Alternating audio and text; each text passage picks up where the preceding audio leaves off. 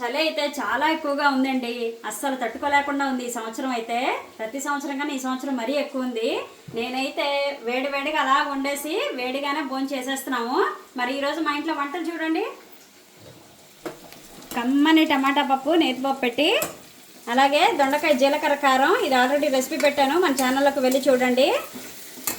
కమ్మని కందికట్టు వంకాయ బండపచ్చడి చేశాను, ఇది కూడా రెసిపీ పెట్టాను, ఛానల్లోకి వెళ్ళి చూడండి.